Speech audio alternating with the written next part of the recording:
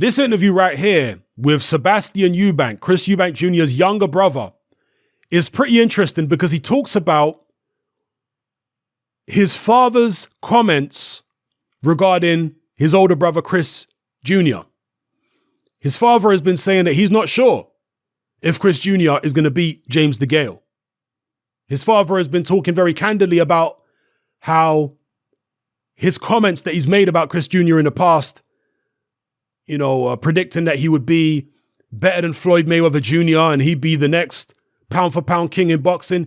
He now admits that he's embarrassed by the fact that he made those comments and that he's not sure if his son has the spirit to succeed at top level. He has the physical ability, but does he have the spirit? Sebastian Eubank has an interesting explanation, something I was actually thinking about myself. And so when it's coming from Sebastian, a family member of the Eubanks, it holds more weight than just me saying it by myself. And his take on it is that his dad is trying a new psychological approach with Chris Eubank Jr. Rather than gassing him up and telling him that he's amazing and telling him that the fight's going to be easy, he's doing the opposite. He's trying to act like he's doubting his son. And maybe that will bring his son out of his shell. Maybe that will get his son to perform. The fact that his dad now doubts him. The fact that his dad has now lost faith in him. Different psychological tactics are what you have to try if a fighter is not, in your view, performing.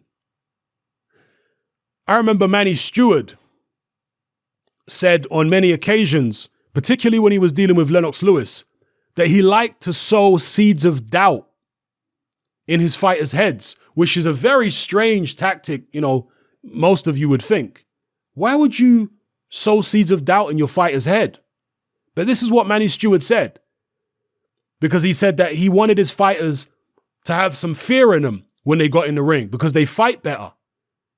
Now, obviously, you can't do that to every fighter because that's going to backfire. But to certain fighters, Manny Stewart, this was the approach he had, to try and sow seeds of doubt in them, to keep them sharp, to make them feel a threat. He said he did it with Lennox Lewis, I think, in the Hasim Rahman fight, for the Hasim Rahman rematch, They sat down and they were watching Rahman, and Manny Stewart was like, I don't know, Lennox, he does this and he does that, and Manny Stewart was really worried about the rematch. And Lennox Lewis, as he was watching these tapes with Manny Stewart, and Manny Stewart sat down there watching and worrying, and in his head thinking, I don't know if Lewis can even win this fight. Lewis said, don't worry about it, Manny. This is an easy fight. And then Lewis got up, smiling, and said, come on, turn this off. This is an easy fight. And he went to go and play ping pong. Manny Stewart said right there and then that he knew Lewis was going to win the rematch.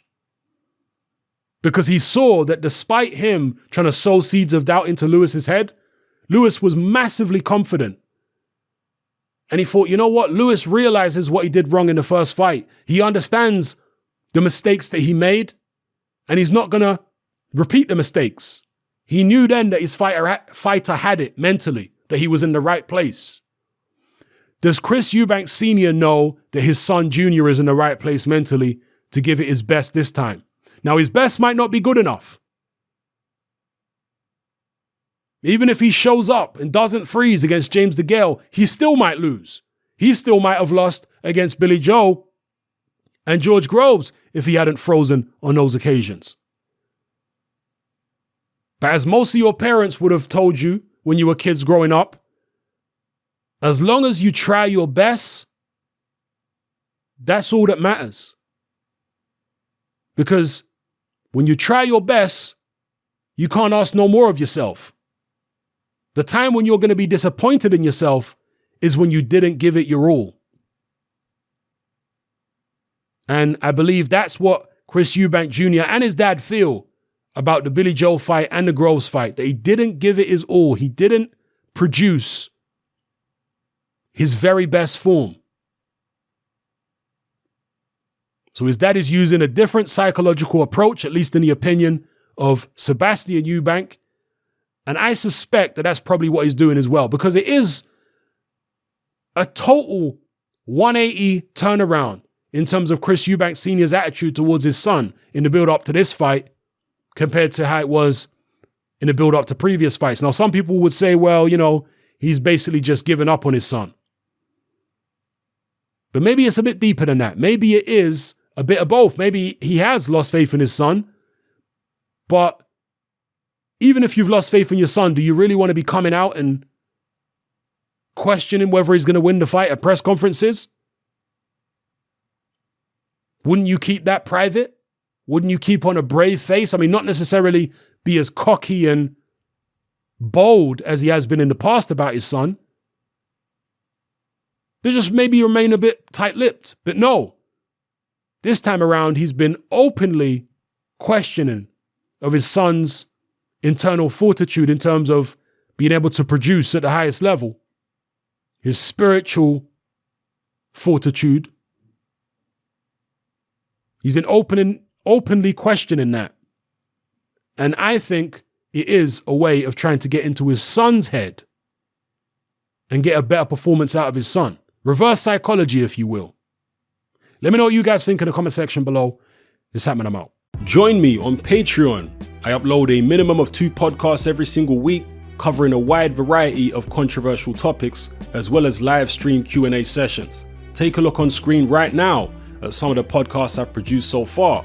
For just $3 a month, the equivalent of about £2 a month, you get access to all my new podcasts and my entire back catalogue of past podcasts, including my popular Confessions of a Nightclub Bouncer series.